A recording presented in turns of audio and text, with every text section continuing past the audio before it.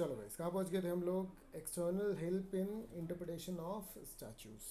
ठीक है, external help in interpretation of statutes. देखो ज़रा, ठीक है, क्या बोल रहे हैं? External aids in interpretation of statutes. ठीक है, तो अभी अपन ने क्या पढ़ा था बेटा? Internal help. इंटरनल हेल्प मतलब एक्ट के अंदर ही कुछ कुछ चीज़ें हैं जिनकी मदद से हम क्या कर रहे थे बेटा? इंटरप्रिटेशन। हेलो हेलो हेलो, है ना? अब एक्ट के बाहर की कुछ चीज़ें हैं जो एक्ट के अंदर नहीं है, फिर भी उनकी हेल्प हम ले सकते हैं। और किस चीज़ का इंटरप्रिटेशन निकालने के लिए? जो सेक्शन में लिखा है उसका इंटरप्रिटेशन निकालने के लिए। बोलो बोलो बोलो गाइस, समझ में आ रहा है क्या बात चल रही है? ठीक है, तो सबसे पहले एक्सटर्नल एड्स का मीनिंग बताया मैंने आपको। ठीक है, कि जो टेक्स्ट है स्टैच्यूट का, उसके अलावा जो चीज़ें हैं वहाँ से मैं मीनिंग निकालने की कोशिश कर रहा हूँ। ठीक है ना? देखो, external aids are also helpful in interpretation of statutes. However, the external aids can be helpful for the limited purpose of finding out the intention of the legislature, and that too only if the words of the act are not clear. Following external aids are generally used by the courts while interpreting a statute. क्या बोल रहा है बेटा?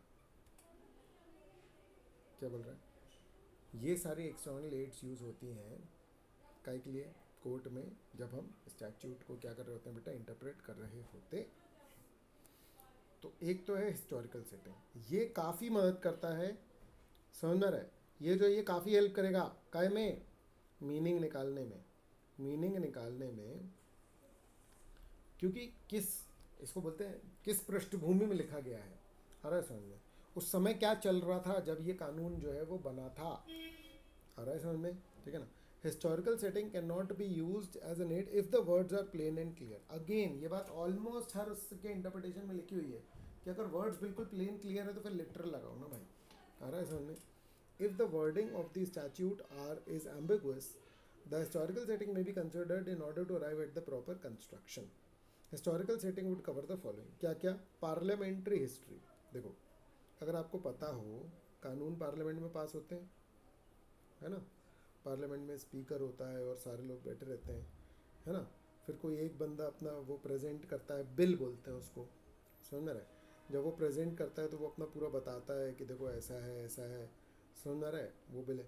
फिर पक्ष के विपक्ष के लोग अपनी राय रखते हैं। पक्ष के जनरली फेवर में होते हैं, जो विपक्ष के रहते हैं वो किसी किसी प्रोविज़न को बोलते हैं कि भैया ये गलत है, ये गलत है। तो ये डिस्कशन कहलाता है किसी भी एक्ट के आने से पहले जो डिस्कशन होता है। समझ में आ रहा है? दोनों सदनों में पास होकर के, लोकसभा राज्यसभा में पास होकर के फिर प्रेसिडेंट के पास साइन होने जाता है बिल। उस समय ये जो डिस्कशन होता है ना, उस समय ये जो बंदे ने बोला कि भैया ये एक्ट, ये आप प्रोविज़न डाल रहे हो, उससे तो ऐसा हो जाएगा, इससे तो वैसा हो जाएगा, तो ये बंदा मान लो कि उस समय क्लैरिफिकेशन दे रहा है। आ रहा है समझ में? क्लैरिफिकेशन दे रहा है। तो उस समय ऑब्वियस ही बात है, आप नोटिस करो कि अगर मान लो किसी प्रोविज़न पर डिस्कशन चल रहा है, आप उसको सुन लो तो आपको रियल परव्यू पता होगा, क्योंकि ये वो पर्सन है जो कि उस एक्ट को इनिशिएट करवाने की कोशिश कर रहा है। तो आपको लॉ मेकर्स का इंटेंशन सीधे सीधे पता चल जाएगा। अब पार्लियामेंट्री हिस्ट्री अगर कहीं पर रिटन है, या अब तो खैर वीडियो रिकॉर्डिंग्स भी होंगी, आ रहा है समझ में? तो इनका यूज़ किया जा सकता है कि बिल्कुल। आ रहा है समझ में? क्या ये बात एक्ट के अंदर होती है? नहीं, बिल्कुल भी नहीं। आ रहा है समझ में? तो parliamentary history means the process by which an act is enacted. ठीक है ना? दिस इंक्लूड्स आईडीए का conception, drafting the bill, debates जो हुई, अमेंडमेंट जो प्रपोज किए गए। Following points must be noted, may be noted in this regard. Speech of the mover of the bill. मैंने बोला ना, जो बिल लेकर के आता है तो उसका बिल इसलिए क्योंकि जब तक एक्ट नहीं बनता तब तक उसको बोलते हैं बिल। ठीक है ना? At the time of introduction of bill is relevant as it explains the reasons for introduction of the bill and helps to ascertain the object and purpose of the act. आ रहा है क्या समझ में guys? Papers placed before the cabinet which took the decision for introduction of the bill are not relevant since these papers are not placed before the parliament. तो क्या कह रहा है बेटा? देखो, जो कैबिनेट के सामने जो कागज़ रखे गए, समझ में आ रहा है, which took the decision for the introduction of the bill, वो रेलिवेंट नहीं है। समझ में आ रहा है? क्योंकि वो पार्लियामेंट के सामने नहीं रखे गए। आ रहा है समझ में? कुछ कुछ एक्स्ट्रा भी डिस्कशन है। ठीक है ना? Amendments considered during the progress of the bill are relevant.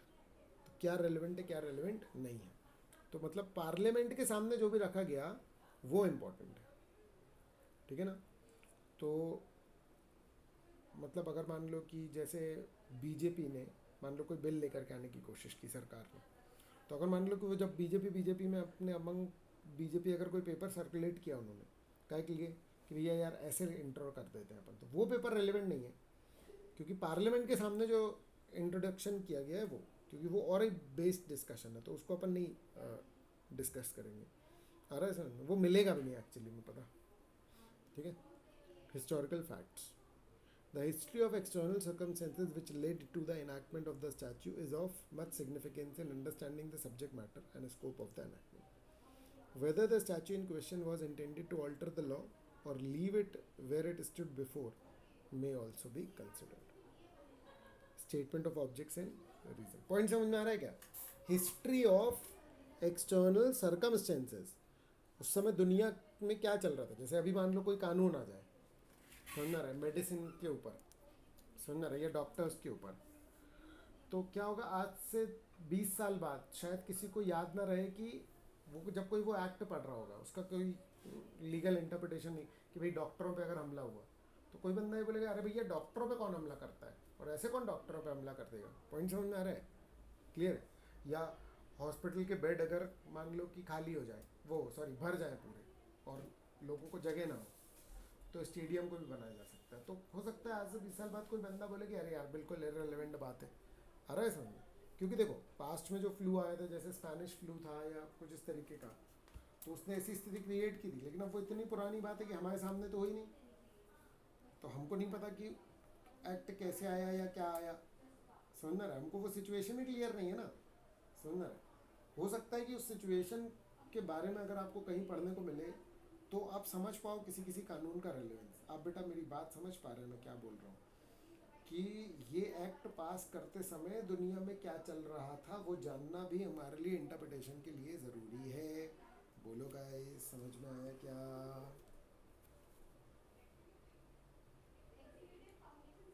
ठीक है ना।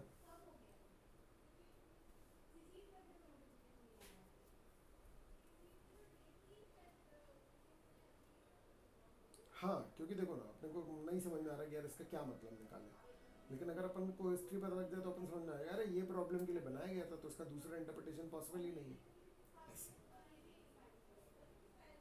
ठीक है ना। फिर हाँ बेटा, hello hello hello hello hello, तेरी आवाज़ कभी समझ में नहीं आती।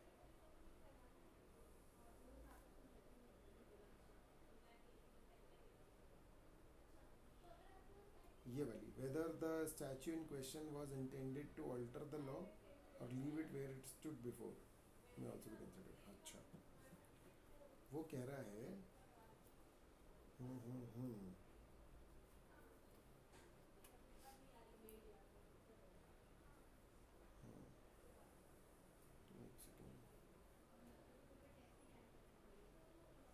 Weather the statute in question was intended to alter the law, मतलब कि ये किसी कानून को चेंज करते हुए आया था, आ रहा है समझ में? ठीक है, मतलब ये किसी को चेंज कर रहा है या नहीं कर रहा है। देखो समझो, मतलब इसके टर्मिनोलॉजी में फंसने के अलावा अगर अपन सिंपल डिस्कशन करें तो ऐसा भी हो सकता है कि इससे पहले कोई कानून रहा हो, जैसे आज से 40 साल बाद, जैसे अपन लोग कंपनीज एक्ट 1956 को तो जानते हैं, लेकिन आपको पता है उसके पहले भी कंपनीज एक्ट थे, आ रहा है सर। तो 1956 एक्ट तो जो था वो उसको अल्टर करते हुए बना था, समझ में आ रहा है, क्लियर है। तो 1956 एक्ट जब बना था तो क्या चेंज कर रहा था, बेसिकली ये हिस्ट्री किसी पर्टिकुलर प्रोविजन के इंटरप्रिटेशन में अगर काम आती है तो आप यूज़ कर लें, वो ऐसा बोल रहा है, आ रहा है समझ में, ठीक है ना। कि पुराने किसी को चेंज कर रहा था या पुराने को चेंज नहीं कर रहा था, ये सारी बातें हमारे लिए रेलिवेंट है, ठीक है ना।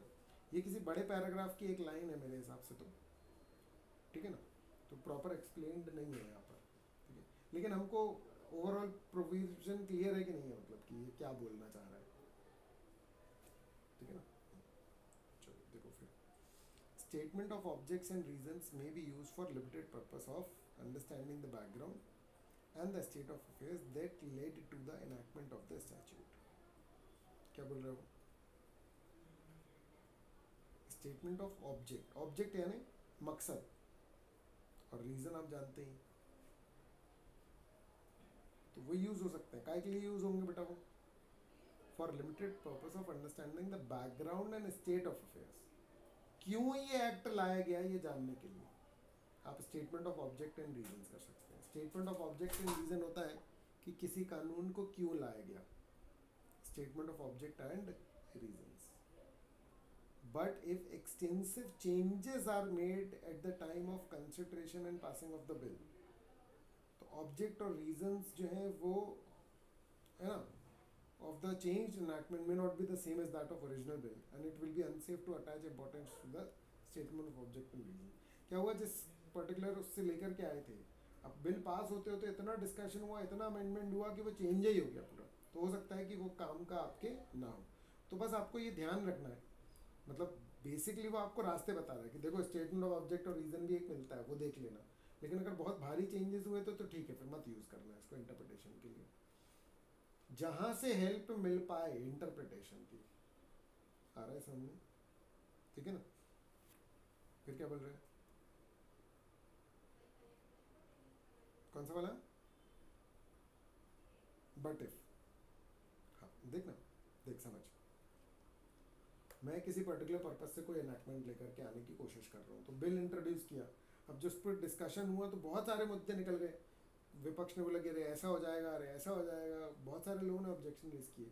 तो फिर वो पता चला कि वो एनैक्टमेंट पूरा का पूरा ऑब्जेक्ट रीजन के साथ ही मेजर चेंजेस उसमें हो गए कि यार ये भी नहीं, वो भी नहीं, ऐसा भी नहीं, वैसा भी नहीं, तो कुछ अलग ही बन गया. तो हो सकता है कि अगर बहुत ज़्यादा चेंजेस हो गए इसको पास करते समय, तो आपका स्टेटमेंट ऑफ ऑब्जेक्ट और रीज़न जो है वो कोई मतलब का ही नहीं रहा, क्योंकि आपको फिर बहुत सारे दूसरे रीज़न में मिल गए ना, बहुत सारे दूसरे ऑब्जेक्टिव्स भी आपके आ रहे हैं. तो फिर वो बहुत इंपॉर्टेंट नहीं रहेगा statement of object and reason interpretation निकालने के लिए. ठीक है ना. फिर रिपोर्ट ऑफ एक्सपर्ट कमिटीज़. तो आप समझो, जब भी कोई कानून लाया जाता है, जब भी कोई मेजर इवेंट होता है, जैसे भोपाल गैस कांड हुआ या कुछ भी हुआ, तो होता क्या है कि ना कमेटी बिठाई जाती है. आ रहा है समझ में? ठीक है ना. अब कमेटी में एक्सपर्ट लोग होते हैं और वो लोग क्या करते हैं, वो लोग पूरा रिपोर्ट बनाते हैं कि भाई क्या हुआ, कैसे हुआ, क्यों हुआ, ये सब को लेकर के. तो जो कमेटी की रिपोर्ट है ना, report of the committee which examined the bill and made recommendations to the legislature may be referred to decide the legislative intent. Point समझ में आ रहा है क्या बोल रहे हो? तो कमिटी की report, report of the committee which examined the bill and made recommendations to the legislature may be, है ना, to the legislature may be referred to decide the legislative intent. Point समझ में आ रहा है क्या बोल रहा है? कमेटी अपनी रिपोर्ट सबमिट करती है, जितने भी समय बात करें, नॉर्मली बहुत टाइम ले लेते हैं ये लोग, है ना, जिसने बिल एग्जामिन किया. तो ऐसे ही कमेटी बनती है जब भी कोई नया एक्ट आता है. तो जो बिल है उसको पहले एक्सपर्ट कमेटी को दिया जाता है कि हाँ भाई इस पर देख लो, हिसाब लगा लो क्या है कैसे है. तो ये जो एक्सपर्ट कमेटी में लोग होते हैं, चार्टर्ड अकाउंटेंट, कंपनी सेक्रेटरी, वो बहुत एक्सपीरियंस वाले लोग होते हैं. समझ में आ रहा है? दुनिया जहान देखी होती है जिन लोगों ने, और वो रिकमेंडेशन देते हैं लेजिस्लेचर को. तो इसको भी रेफर किया जा सकता है to decide the legislative intent. आ रहा है समझ में? ठीक है ना. पॉइंट ये है कि वो लोग हर प्रोविजन को बिल्कुल कोर में देख करके और बोलते हैं कि देखो आप इस प्रोविजन से ऐसा चाह रहे हो लेकिन ऐसा भी तो हो सकता है. इस तरीके की बातें होती हैं उसमें. और इस तरीके की बातें होने से क्या होता है कि बहुत डिटेल्ड आपको जो एनालिसिस है वो मिलता है. हेलो, बोलो गाइस, समझ में आए? ठीक है. अब कंसोलिडेटिंग स्टैच्यूज. अब देखो, consolidating statutes and previous laws. GST सुना है आप लोगों ने? जीएसटी है ना, नाम तो सुना ही होगा. ठीक है ना. तो देखो, अगर आपका जो एक्ट है वो कंसोलिडेटिंग वाला है, अगर आपका एक्ट जो है वो कौन सा वाला बेटा, कंसोलिडेटिंग वाला। तो the courts may presume that it is not intending to alter the law. GST तो खैर चेंज्ड लॉ है, लेकिन कई बार क्या होता है कि 2-3 लॉज को सिर्फ मिला करके एक करने की कोशिश की जाती है, तो वहाँ पर आपको पुराना वाला आपके हेल्प का हो सकता है, समझना। तो प्रीवियस लॉ देख लो इस करंट लॉ के इंटरप्रिटेशन के लिए। आ रहा है समझ में? जीएसटी ने सेंट्रल एक्साइज को और स्टेट एक्साइज वैट एक्ट को सबको कंबाइन कर दिया था। Thus the interpretation that the old act has received in the past shall continue to apply to the new act. GST सही एग्जांपल नहीं है इसके लिए, क्योंकि जीएसटी में लॉज भी चेंज हो गए, मतलब काफ़ी सारे। आ रहा है समझ में? लेकिन हाँ, फिर भी हेल्प मिलती है उसको इंटरप्रिटेशन की, मतलब उसमें इंटरप्रिटेशन लगाना है तो पुराने एक्ट की हेल्प आपको मिलेगी मिलेगी। हेलो हेलो हेलो,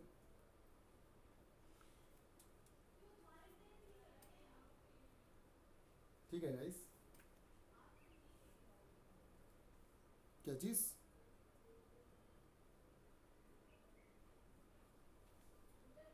देख देख देख समझ, देखो ये सवाल करना चाहिए कि भैया ये एक्सटर्नल एड कैसे है, समझ आ रहा है? ठीक है, मेरी बात समझ, क्योंकि ये एक्सटर्नल एड है, ये तय है, समझ आ रहा है? अब अपने को समझना है कि ये एक्सटर्नल कैसे है, समझ आ रहा है? ये एक्सटर्नल इसलिए क्योंकि हम नया लॉ जो बना है वो नहीं पढ़ रहे हैं, हम पुराना लॉ पढ़ रहे हैं, तो उस एक्ट से बाहर चले गए। हेलो हेलो हेलो, ठीक है ना? ठीक है। और तेरे सवाल की फ्रेमिंग तेरे को सही आंसर तक पहुंचाने में हेल्प भी कर सकता है और रिस्ट्रिक्टेड भी कर सकता है तेरे को, ये ध्यान रखना। क्योंकि अगर तू ऐसे ये पूछेगा ना कि ये इंटरनल है, तो तेरा दिमाग तेरे को सिर्फ यही बोलता रहेगा कि ये इंटरनल है, ये इंटरनल है, ये इंटरनल है, समझ आ रहा है? एक्सटर्नल तो हो ही नहीं सकता। मेरी बात समझा कि नहीं समझा? क्लियर है? तो है ना, अपन फर्स्ट प्राइम ऑफिस यही माने कि इन लोग सही बोल रहे हैं। हाँ बोल, हो गया हो गया हो गया हो गया हो गया, बोल।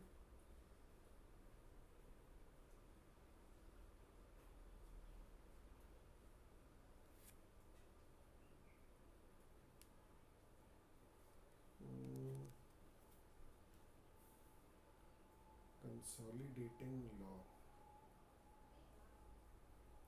मतलब एक्चुअली तुम लोग के जितने भी पढ़े हुए उसमें से तो मेरे पास एग्जांपल यही है, क्योंकि और कोई लॉ अगर कंसोलिडेट हुआ भी है तो वो तुम्हारे किसी यूज़ का नहीं है ना, इंटरप्रिटेशन के पॉइंट ऑफ व्यू से।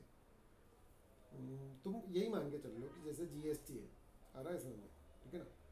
तो सेल टैक्स अलग लगता था गुड्स पे, और सर्विस टैक्स के लिए अलग से एक्ट था। एक्चुअली क्या था कि सर्विस टैक्स के लिए ना 1994 में फाइनेंस एक्ट जो पास हुआ था, मतलब जो बजट पेश हुआ था, तो उसी से वही गवर्निंग सेक्शन था उसका। तो सर्विस टैक्स के लिए अलग से एक्ट बनाने की जगह समझ रहा, तो मतलब फाइनेंस एक्ट 1994 से ही गवर्न हो रहा था। Service tax act central excise के लिए 1944 में बना था बेटा एक एक्ट, उससे चल रहा था वो, जो कि मैन्युफैक्चरिंग पे टैक्स था और स्टेट लेवल पे सेल्स पे टैक्स था, समझ रहा है? तो हमने कहा कि यार क्या होता है, एक बंदे को 3-4 बार टैक्स देना पड़ता है, किसी किसी पे तो बहुत ज़्यादा टैक्स लग जाता है और किसी किसी का सब एग्जेम्प्ट हो जाता है। तो हमने कहा चलो आओ सबको कंबाइंड करते हैं, आ रहा है समझ? और सेंटर और स्टेट आपस में वो जो टैक्सेस हैं वो बांट लेंगे, आ रहा है समझ? तो इन लोगों ने कंबाइन किया। अब मान लो कि कुछ सेक्शन एज इट इज बस जोड़ दिए ना, समझ आ रहा है? अब अगर कुछ चेंज किया तो चेंज किया, वो तो फिर लैंग्वेज ही चेंज हो जाएगी, आ रहा है समझ? ठीक है ना? लेकिन अगर शब्द सेम है, पूरा एक सेक्शन एज इट इज उठा करके पुराने से नए में लेकर के आ गए, तो सेक्शन नंबर चेंज हुआ, कंटेंट चेंज नहीं हुआ, तो मैं कैसे एज्यूम करूँ कि मीनिंग चेंज हो गया? तो मैं यही एज्यूम करूँगा ना कि भाई कानून चेंज नहीं किया है। बेटा आपको समझ में आया क्या बोला मैंने? है ना? ठीक है, तो उसको जितनी इंपॉर्टेंस उसके अपने एक्ट में मिल रही थी इसमें भी मिलेगी, अनटिल अनलेस की ऑब्वियस सी बात है नए वाले एक्ट में चेंज ही कर दिया गया है। तो अगर सिर्फ कंसोलिडेटिंग है तो मतलब पुराने एक्ट्स को आप देख सकते हो इंटरप्रिटेशन के लिए, है ना? फिर उसके केस लॉज भी आपके काम में आ जाएंगे। Earlier and later acts and analogous act, exposition of one act by the language of another. Earlier act explained by later act, when an old act is replaced by a new act, जैसे कि companies act, तो later act में be use to interpret the earlier act. अब कह रहा है कि भैया बाद वाले को यूज़ कर सकते हैं पहले वाले के लिए। बाद वाले को क्यों यूज़ करना है, पहले वाले को थोड़ी करना है। Only if both the acts are on the same lines and the part of earlier act is ambiguous. तो सबसे पहले तो ये समझो कि उसकी भी ज़रूरत पड़ सकती है पुराने एक्ट की। तो पुराने एक्ट के इंटरप्रिटेशन के लिए नए वाले एक्ट का यूज़ कर सकते हैं क्या, तो बोल रहा है हाँ, पुराने एक्ट के इंटरप्रिटेशन के लिए। देखो समझो 2013 एक्ट आने के बाद ऐसा नहीं हुआ कि 1956 एक्ट जो है वो ख़त्म हो गया, वो चला, बहुत दिन रहा, उसके बहुत सारे प्रोविजंस जो हैं, समझ में आ रहा है, वो जिंदा रहे सालों साल। हेलो बेटा, समझ में आ रहा है। इनफैक्ट बहुत सारे प्रोविजंस में उसका रेफरेंस मिलेगा आपको, ठीक है, कि 1956 के हिसाब से, ठीक है। अब construction of the two acts, if two acts are to be read together, अगर कई बार अगर मान लो दोनों एक्ट को आपको साथ में पढ़ना है, तो ऐसा था 2013 और 1956 में चरणबद्ध तरीके से प्रोविजंस लाए गए। चरणबद्ध तरीका मतलब कि कुछ कुछ प्रोविजंस ले आए 2013 के, तो दोनों को पढ़ना पड़ रहा है ना। तो then every part of each act has to be construed as if contained in one composite act. तो आपको ऐसे पढ़ना जैसे कि एक ही है दोनों। However if there is some clear discrepancy, तो लेटर एक्ट जो है वो उसकी ज़्यादा वैल्यू होगी। पढ़ो और बताओ, कोई दिक्कत तो नहीं है।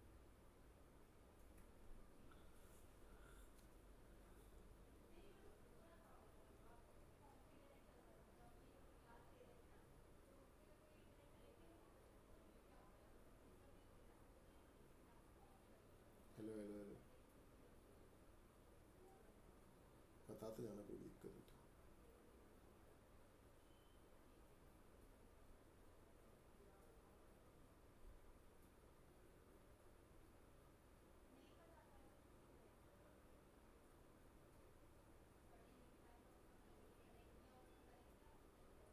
हाँ,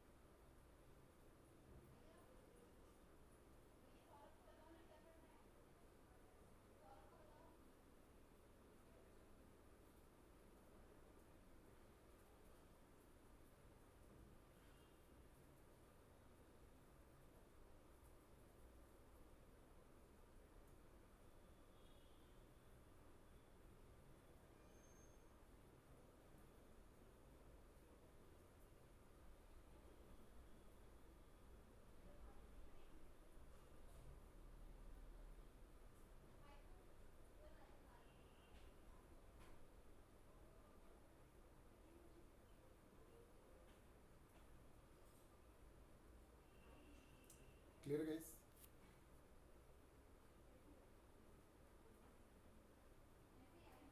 हेलो हेलो,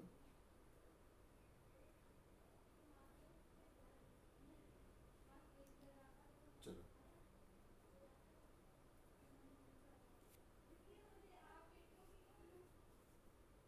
है ना, incorporation of a part of an act into another act, ठीक है। तो क्या बोल रहा है देखो, where a single section of act, जैसे कि एक्ट ए है ना, ये दूसरे एक्ट में गया से एक्ट बी, है ना, ठीक है।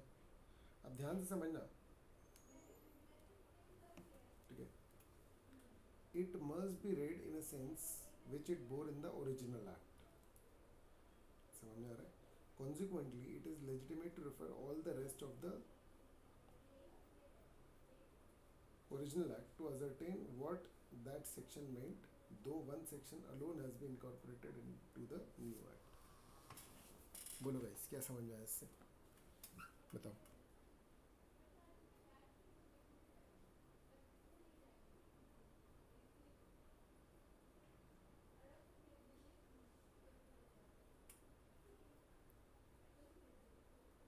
मर्ज नहीं, मतलब कि दूसरे एक्ट में ज़रूरत थी तो हमने एक डेफिनेशन उठा ली, मतलब आ रहा है समझ, एक डेफिनेशन उठा लिया, एक प्रोविज़न उठा लिया दूसरे एक्ट से। हम्म,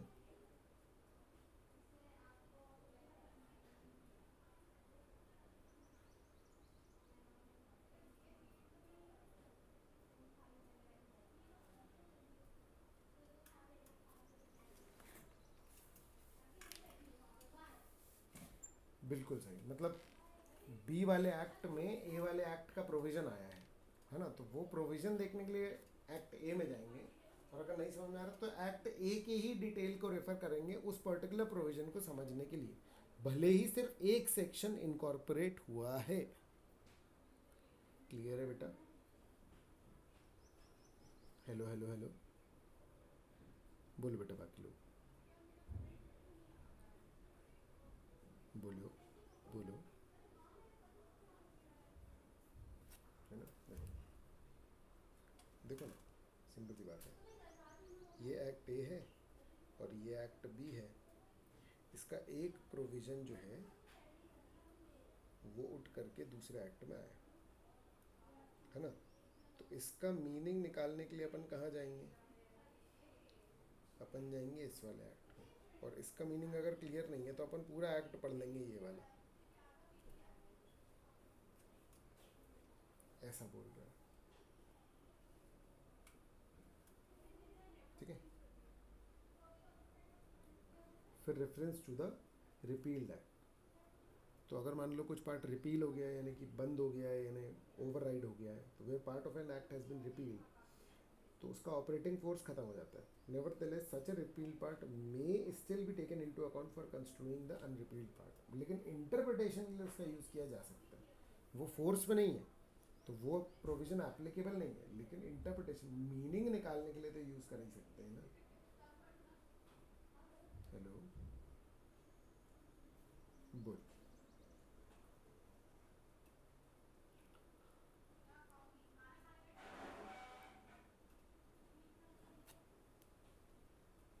देखो, रिपील्ड एक्ट जो है उससे हम, मतलब समझना ध्यान से, रिपील्ड एक्ट को ऑपरेटिंग फोर्स नहीं दे रहे हम, मतलब हम ये नहीं बोल रहे कि रिपील्ड वाला प्रोविजन लग जाएगा, समझना, लेकिन जो अनरिपील्ड पोर्शन है, जो लग रहा है, जो फोर्स में है, उसका इंटरप्रिटेशन नहीं निकल रहा, तो वो जब लिखा गया था तो अनरिपील्ड भी, वो रिपील्ड वाला भी लिखा गया था,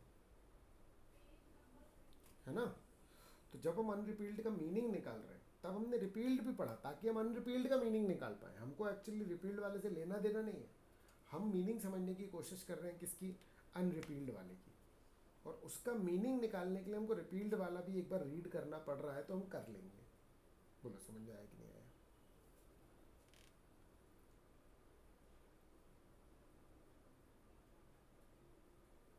ये बात तो ठीक है, लेकिन तुम सिर्फ मेरी बात समझो ना, तुम्हारे पास कितने तरीके इंटरप्रिटेशन के, सिर्फ यही एक तरीका है, मतलब समझ रहे हो, वन ऑफ द, मतलब टेंस ऑफ वेज है तुम्हारे पास, समझ आ रहा है, उनमें से एक तरीका है, और हम तो सिर्फ अलाउ कर रहे हैं, हम सिर्फ ये बोल रहे हैं बेटा कि आप कर सकते हो, मना नहीं है,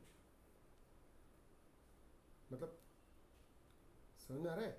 ठीक है, करो ही, उसका उसका मीनिंग निकालो ही, उसको यूज करो ही, ऐसा तो बिल्कुल भी नहीं बोल रहे हो, समझ में आ रहा है? आप मत करो ना उसका यूज अगर नहीं हो रहा है तो, है ना? लिख,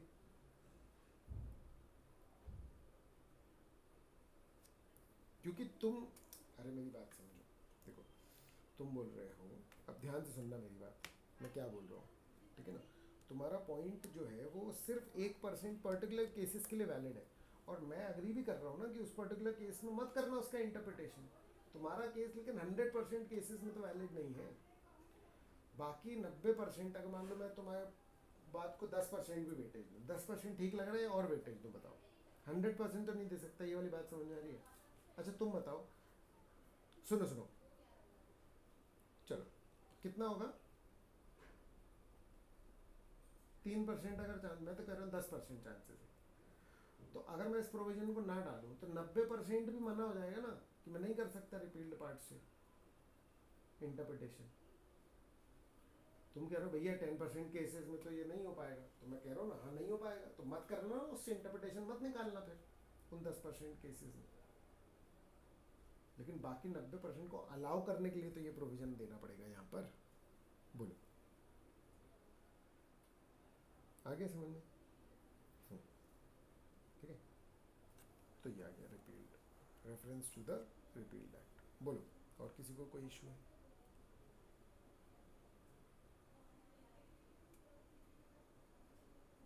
ठीक, फिर डिक्शनरी का यूज़ कर सकते हैं क्या अपन? चलो डिक्शनरी का यूज़ कर सकते हैं क्या? तो कह रहा है कि देखो, सबसे पहले तो अपन लॉ को ही देखेंगे, लॉ में लिखी हुई है मीनिंग, तो फिर अपन कहीं और नहीं जाएंगे। हेलो, है ना? Hello hello.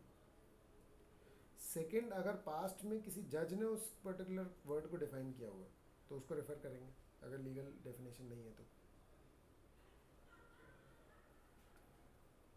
क्लियर है?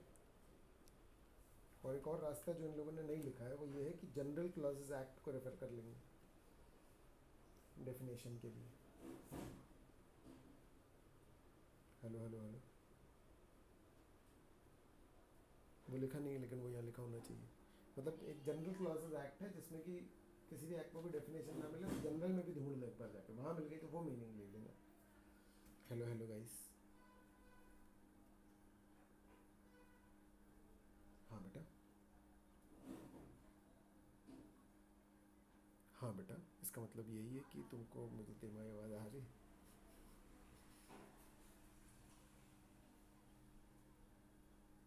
हाँ हाँ हाँ हाँ। देखो सुनो, मैंने यहाँ पर एक चीज़ और डाल दी है कि स्टैट्यूटरी डेफिनेशन देखो, फिर देखो यहाँ पर फिर देखो यहाँ पर जनरल क्लॉजेज एक्ट, वो नहीं लिखा इन लोगों ने। फिर जुडिशियल डिसीजन और फिर डिक्शनरी मीनिंग,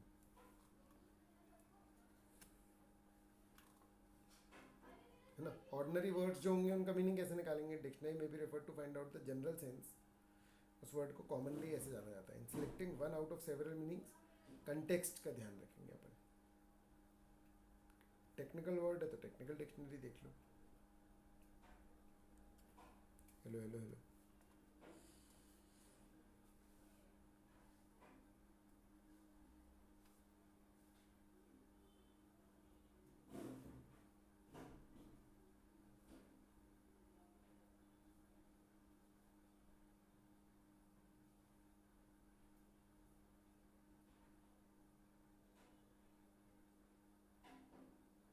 ठीक है, अब अब है क्या जुडिशियल प्रोनाउंसमेंट्स का इंटरप्रिटेशन, मतलब इंटरप्रिटेशन में रोल। कोई एक्ट पढ़ रहे हैं तो पास में उस एक्ट को लेकर के कोई डिस्प्यूट हुआ था जिसमें किसी जज ने कोई डिसीजन दिया था, तो क्या उस डिसीजन का कंटेंट में यूज़ कर सकता हूँ? समझ में आ रहा है? तो रेफरेंस टू द इनैक्टमेंट। ठीक है, prime importance is always given to the language of the Indian statue.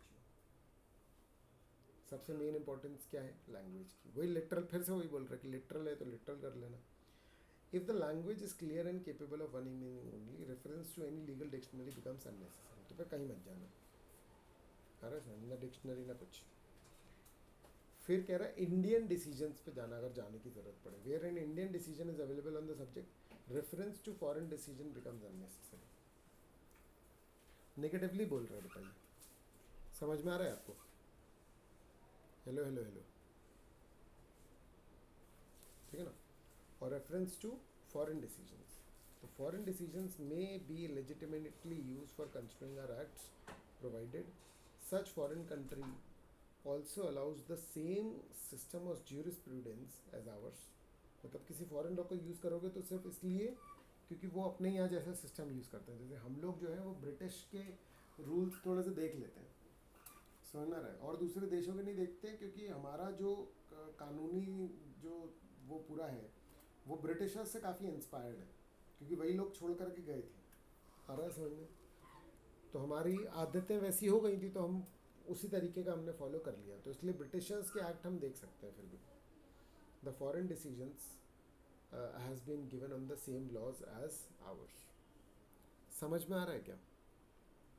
ठीक है ना? अगर इंडियन कोर्ट फॉरेन डिसीजन को रेफर कर रही है तो कोशिश ये करनी चाहिए कि इन अंग्रेज़ों के डिसीजन देखो, क्योंकि maximum Indian acts are based on the English acts and India and England have similarities regarding common law and jurisprudence. बोलो, क्लियर है ये सारा कुछ? बोलो बोलो बोलो।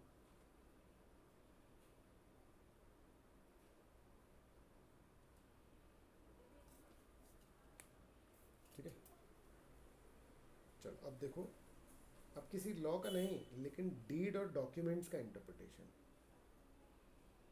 डीड और डॉक्यूमेंट का पॉइंट समझ आ रहा है? जैसे मान लो कि तुमको कोई रजिस्ट्रेशन लेटर आया इंस्टीट्यूट से, समझ आ रहा है? डेट को लेकर कोई लफड़ा हो गया कि भैया डेट ऑफ रजिस्ट्रेशन क्या है या कुछ भी ऐसा आ रहा है सर, ठीक है ना? दो लोग आपस में कॉन्ट्रैक्ट कर रहे हैं, पार्टनर्स के बीच में लड़ाई होगी, तो फिर वो अपनी डीड को रेफर करेंगे। हेलो, ठीक है? Interpretation from point of view of a reasonable.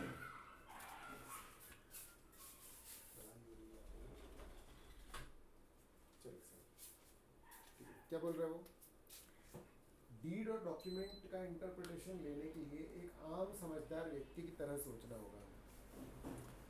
समझना है? Interpretation from the point of view of a reasonable man. First and foremost rule is to find out, एक आम इंसान, एक नॉर्मल समझदार व्यक्ति क्या करेगा, मतलब ऐसे सोचना पड़ता है उसको। समझ आ रहा है? To inform himself of the surrounding circumstances and its scope and intendants, मतलब intentions would understand by the words use in the deeds and documents. कि एक इंसान कैसे समझता है, एक नॉर्मल इंसान। अब हम देखो, डीड्स और डॉक्यूमेंट्स कौन बनाते हैं? एक तरीके से भले कॉन्ट्रैक्ट वकील वगैरह से बनवाते होंगे, लेकिन भाई मान लो पार्टनर्स हैं, आपस में वो पार्टनरशिप में एंटर कर रहे हैं, तो उनका इंटरप्रिटेशन किस बात से लिया जाएगा? कल को डिस्प्यूट हो गया कि अरे नहीं यार, ये सैलरी में तो ये कवर नहीं होगा, कमीशन में तो ये कवर नहीं होगा, तो एक नॉर्मल इंसान के पॉइंट ऑफ व्यू देखेंगे कि जनरली क्या कवर्ड है, पॉपुलरली क्या कवर्ड है। गाइस, आपको समझ में आ रहा है? क्योंकि यहाँ कोई लीगल डिक्शनरी तो अपन ने बनाई नहीं होगी, कोई कानून नहीं है इसको लेकर के, क्योंकि ये आपस का मामला है एक तरीके से। इन अदर वर्ड्स, पार्टीज़ की इंटेंशन क्या है, क्योंकि यहाँ पर पार्टीज़ ही, deed maker is the law maker.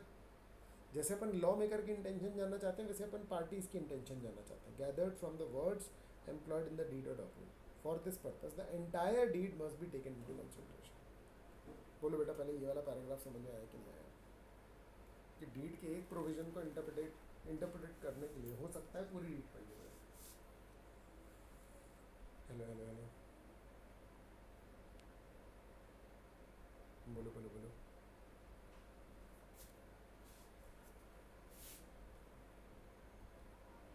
हम्म,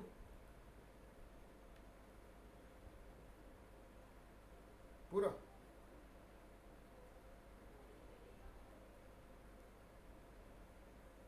देखो, समझो। अगर मान लो कि दो लोगों ने कॉन्ट्रैक्ट किया, है ना? दो लोगों ने कॉन्ट्रैक्ट किया, अब उन दो लोगों में, समझना रहे, इस बात को लेकर के लड़ाई हो गई कि भैया हमने कॉन्ट्रैक्ट में ये जो लिखा है इसका ये मीनिंग, और दूसरा बंदा बोल रहा है कि कुछ और मीनिंग है। कोई भी एग्जांपल ले लेते हैं अपन, समझ रहे? जैसे मान लो कि मैंने गुड्स खरीदने का कॉन्ट्रैक्ट किया, आ रहा है समझ में? ठीक है, मैंने बोला कि भैया ये गुड्स जो है वो आप गाड़ी से भिजवा दोगे, ठीक है ना? माइक ऑफ करना, है ना? मैंने बोला कि भैया ये गाड़ी से भिजवा दो। अब मैंने कॉन्ट्रैक्ट किया दिल्ली वाले बंदे से, समझ रहे हो? मैंने बोला कि भैया गाड़ी से भिजवा दो, कह रहा हाँ, ठीक है। अब वो भिजवा रहा है मान लो बस से, और मैं कह रहा हूँ कि भाई ट्रेन से भिजवाना चाहिए तुम्हें, क्योंकि यहाँ पर गाड़ी वर्ड का इंटरप्रिटेशन वो ले रहा है ट्रेन, मतलब मैं ले रहा हूँ ट्रेन, वो ले रहा है बस। मैं उसको कह रहा हूँ कि भाई तेरे को सस्ता पड़ता है इसलिए तू बस का इंटरप्रिटेशन ले रहा है। समझ में आ रही है बात? ठीक है ना? वो कह रहा है कि भाई बस से ही भेजते हैं। समझ आए? तो अब इसका इंटरप्रिटेशन कैसे लेंगे, कौन सी गाड़ी? तो एक तो पूरे डीड देखो। अब क्या है कि दूसरे रूल अच्छे, एक आम इंसान क्या सोचेगा, या मतलब अब यहाँ पर तो मेरे को और रूल्स भी इंटरप्रेट करने पड़ेंगे कि मतलब नॉर्मली किस तरीके से भेजे जाते हैं उस इंडस्ट्री में गुड्स, ऐसा इंटरप्रिटेशन दीजिए लगेगा यहाँ पर। समझ में आया क्या? ठीक है, तो देखो, while interpreting a commercial contract, a broker outlook has to be adopted, and care should be taken to avoid artificial and unrealistic approach in the matter of understanding the meaning and purpose of such documents. ठीक है, broader outlook हमको थोड़ा सा adopt करनी पड़ेगी और ध्यान रखना पड़ेगा कि आर्टिफिशियल या अनरियलिस्टिक अप्रोच जो है वो हम हटाएं। समझ में आ रहा है? ठीक है ना? ठीक है, मतलब इसमें बहुत ऑब्वियस चीज़ें भी बोली हुई हैं। इन सच केसेस कोर्ट जो है वो कॉन्ट्रैक्टिंग पार्टी बन जाएगा, लॉ मेकर नहीं बनेगा, वो कॉन्ट्रैक्टिंग पार्टी बनेगा वो, और फिर रीजनेबली अंडरस्टैंड करेगा उनका माइंड और उनकी इंटेंशंस। अगर if after such an approach the instrument still presents circumstances which the conscience of a reasonable and prudent person cannot accept, ठीक है ना, and if the terms are so unconscionable, illegal and designed to avoid or evade law, then only doctrine of public policy will intervene and the court will not implement such bargains। मतलब यहाँ पर बोल रहा है कि भाई देखो, पहले तो हम उन दोनों के हिसाब से करेंगे, अगर मैटर फिर भी नहीं सुलझा, अगर हमको लग रहा है कि भैया बहुत ही अजीब है ये तो समझ में आ रहा है, एक रीजनेबल पर्सन तो कभी भी ऐसा नहीं करेगा, या फिर ये इलीगल है, या तो फिर ये तो तुम भैया कानून से बचने के लिए बना रहे थे, तो फिर कोर्ट जो है फिर अपने लेवल पर उसको इंटरप्रिटेशन उसका पब्लिक पॉलिसी में लेकर के जाएगा, फिर आपके हिसाब से उसका इंटरप्रिटेशन बोलो गाइस, यानी मैटर फ्री कंसेंट में भी जा सकता है, कहीं भी जा सकता है। बताओ, ये सबसे पहला है, एक रीजनेबल पर्सन की तरह अपन उसका इंटरप्रिटेशन लेंगे। रेयर केस में वो पब्लिक पॉलिसी में जा रहा है, याद रखना ये नॉर्मल नहीं है, मतलब ऐसा नहीं कि हर केस में अपन उसमें पहुंच जाए। बोलो बोलो बोलो, ठीक है। अब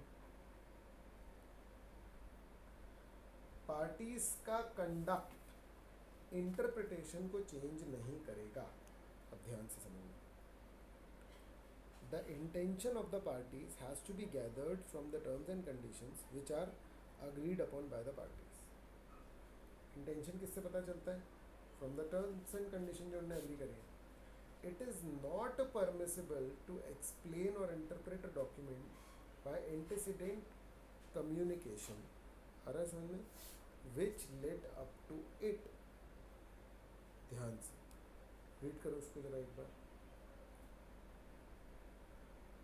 देखो ध्यान से क्या बोल रहा है, the intention of the parties, ठीक है ना,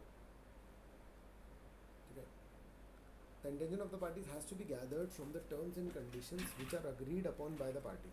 हम इंटेंशन का ऐसे पढ़ लेंगे जो उन लोगों ने तय किया, ठीक है ना। It is not permissible to explain और interpret document by the antecedent communication, मतलब बाद के जो उनके कम्युनिकेशन हैं उससे नहीं देख रहे हैं अपन, समझ रहे, या जो उनका कम्युनिकेशन है नहीं, हम लिटरल जा रहे हैं, मतलब अभी तो हम क्या कर रहे हैं, लिटरल जा रहे हैं, उनकी हरकतें नहीं देख रहे कुल मिलाकर, समझ रहा है। ये इससे आपको इंटरप्रिटेशन मिल जाएगा। कंडक्ट ऑफ द पार्टीज जो है इंटरप्रिटेशन को नहीं बदलेंगे। बहुत ध्यान समझना, अगर एम्बिगुइटी है तो अपन कंडक्ट का रेफरेंस ले सकते हैं, समझ में आ रहा है, ठीक है। अगर अपन को एम्बिगुइटी है, अगर वर्ड्स क्लियर हैं तो फिर अपन एक्शन से थोड़ी ना इंटरप्रिटेशन बदल देंगे which led up to it, तो पहले का भी हो सकता है, मतलब पहले का communication, when the words in document are clear subsequent conduct of the parties is irrelevant consideration। मतलब हम बाद में उन लोगों ने किया क्या उससे हमको कोई मतलब नहीं। मतलब समझना, डॉक्यूमेंट में लिखा हुआ था कि सैलरी देनी है, अगर मान लो फिर तुमने सैलरी नहीं दी तो तुमने गलती किया ना, मतलब ऐसा थोड़ी कि अरे हम नहीं दे रहे थे तो ये तो एक्सेप्ट हो गया ना, कोई दिक्कत नहीं है, ऐसा नहीं चलेगा। The conduct of the parties to the contract reduce into writing which is capable of several meaning may not vary और alter it, but the conduct may help to explain or elucidate a contract upon open to different meaning। मतलब अगर मान लो multiple meaning है तो आप conduct से उसके एक मीनिंग पे पहुंच सकते हो। अगर एक ही मीनिंग निकल रहा है और कंडक्ट ऑल्टरनेटिव जा रहा है तो आप कंडक्ट से मीनिंग नहीं निकालेंगे। बोलो बेटा,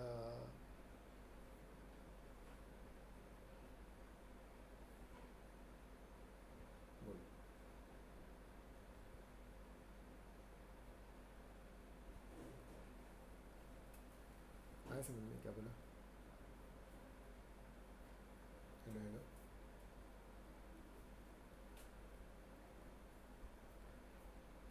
गाइस, है ना सब?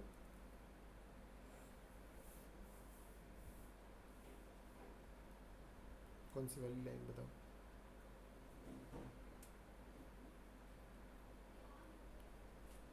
कौन सी लाइन से मुझे समझ नहीं आ रहा? अच्छा, ये लास्ट लाइन जो है, the conduct of the parties to the contract reduced in writing which is capable of several meaning may not vary और ऑल्टरेट, है ना, बाय देयर कंडक्ट होगा, है ना, but their conduct may help to explain और elucidate contract open to different meaning. मतलब कि देखो समझो, इसको मैंने सिर्फ ऐसे समझाया है कि भैया कंडक्ट से चीज़ें समझ सकते हो आप कि भैया कई मीनिंग में से कौन सा वाला है, लेकिन कंडक्ट से मीनिंग चेंज नहीं होगा। मतलब मान लो कि दो मीनिंग निकल रहा है, कंडक्ट तीसरा मीनिंग इंडिकेट कर रहा है, तो तीसरा तो छोड़ ही दो, क्योंकि जो लिखा है अपन वही मानेंगे।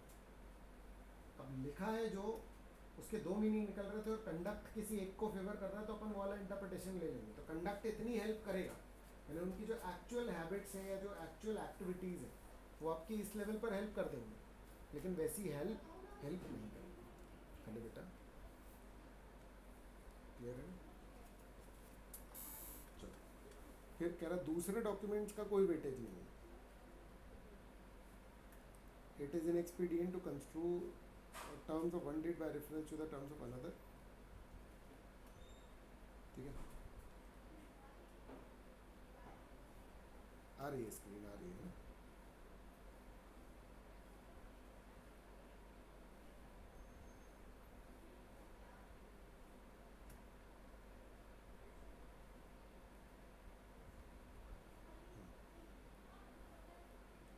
तो क्या कह रहा है वो? कह रहा है भैया एक डीड का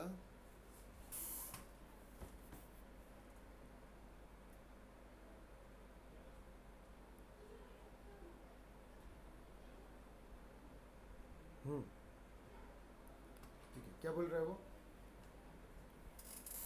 एक डीड के जो कंटेंट है उसका इंटरप्रिटेशन दूसरे डीड से ले सकते हैं क्या? बिल्कुल भी नहीं बेटा, अनलेस की लैंग्वेज उनकी आइडेंटिकल है।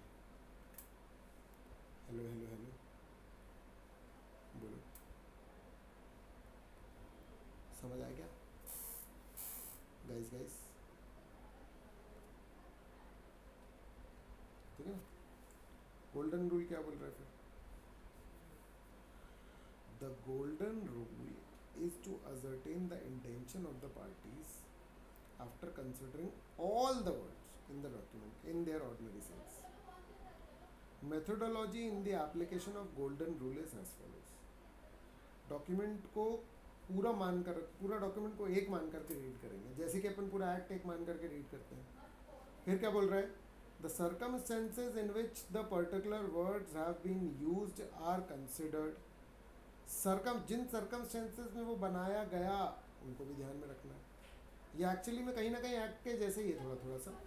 Very often the status and training of the parties using the words is taken into account as the same words may be used by an ordinary person in one sense and a trained person or a specialist in a special sense. Point समझ में आ रहा है? बहुत ध्यान से देखो ज़रा, किसी किसी वर्ड के एक्सपर्ट लोग अलग मीनिंग निकालते हैं और नॉर्मल लोग अलग। तो हमको ही देखना पड़ेगा कि पार्टीज एक्सपर्ट हैं या पार्टी नॉर्मल पीपल है, वैसे निकलेगा इसका इंटरप्रिटेशन। गाइस, समझ में आ रहा है कि नहीं?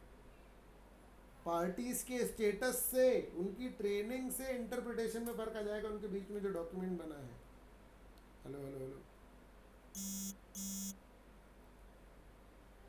दो पार्टीज चार्टर्ड अकाउंटेंट हैं और वो कुछ डीड बना रही हैं, उसकी अलग मीनिंग होती है। दो पार्टी इंजीनियर हैं, वो वैसी ही सेम डीड बना रही हैं, लेकिन उनके इंटरप्रिटेशन अलग हो सकते हैं सेम वर्ड्स में। समझे?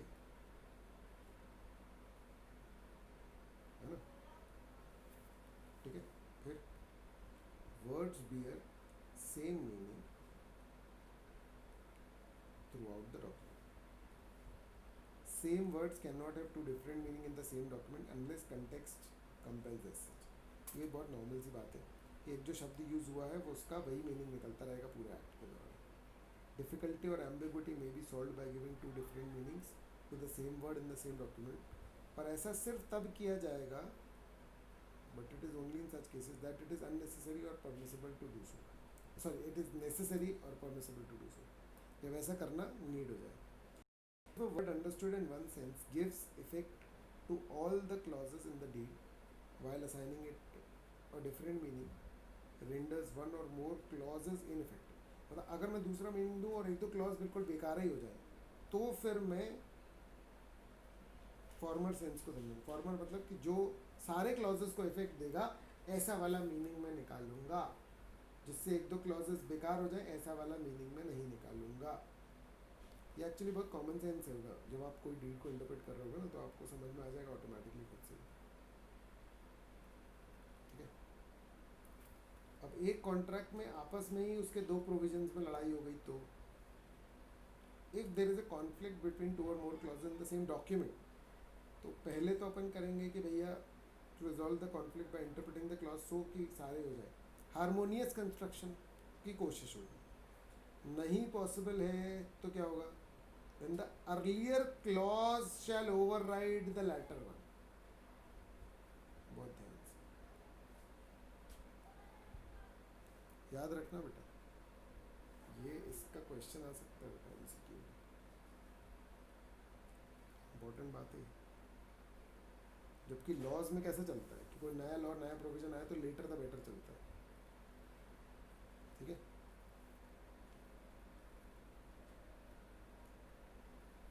हेलो,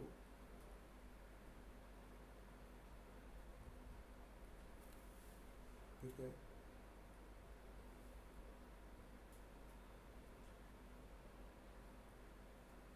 क्योंकि एक्चुअली जब आप बनाते हो ना तो शुरू में बड़ा ध्यान से बनाते हो, ऐसा सोच है इसकी, तो आप सब चीज़ें लिख देते हो, फिर बाद में एक्स्ट्रा एक्स्ट्रा लिखते समय कुछ गलती हो सकती है, इसलिए वो बोल रहा है आप ये। बाकी अगर मैं तो कह रहा हूँ कोई लॉजिक नहीं भी हो तो भी तुमको किसी ना किसी डिसीजन पे तो पहुँचना ही पड़ेगा ना, दूसरा ये एकमात्र रास्ता थोड़ी है चीज़ों का। ठीक है, हारमोनियस करने की कोशिश तो की है अपन, लेकिन अब क्या कर सकते हैं।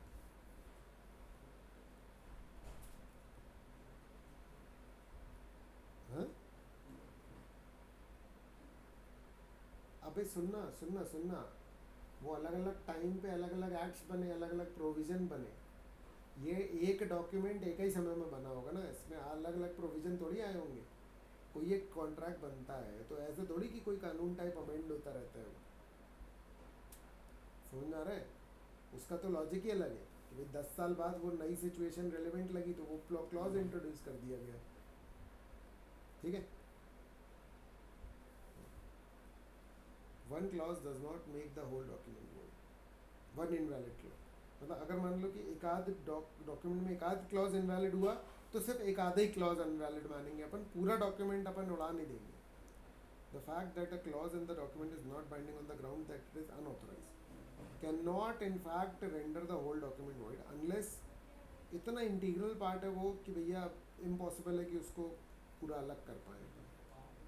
एक प्रोविज़न पूरे डीड को इनवैलिड नहीं करेगा। हेलो हेलो हेलो,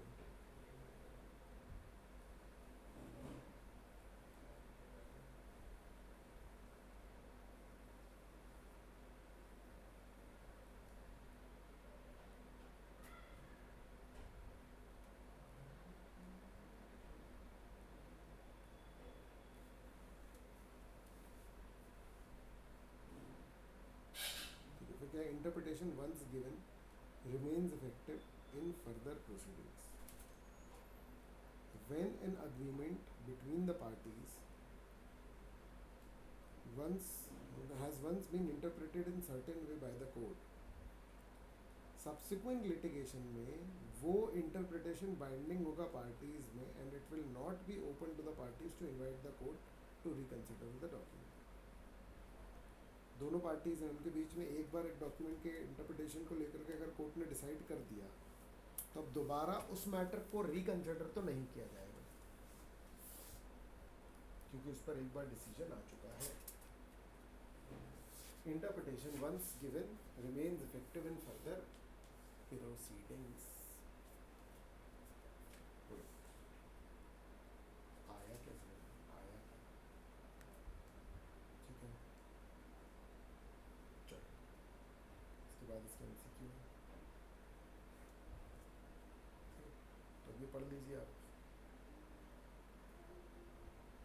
हाँ बेटा,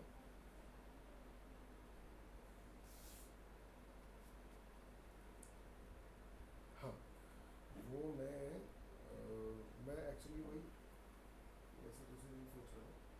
देख एक दिन मेरे को अपने भाई के यहाँ जाना पड़ा, और आज मैं अब मैं फ्री हूँ वैसे, मैं आज से मैं बिल्कुल टोटली फ्री हूँ, ठीक है ना। और कल का मेरा काफ़ी टाइम फ्री रहता है, तो कल मेरे को मतलब समझ लो कि 11-12 बजे से परेशान कर सकते हो तुम, अरे समझ, ठीक है ना। तो कॉल लगा लिया करो मुझे, समझ में आ रहा है?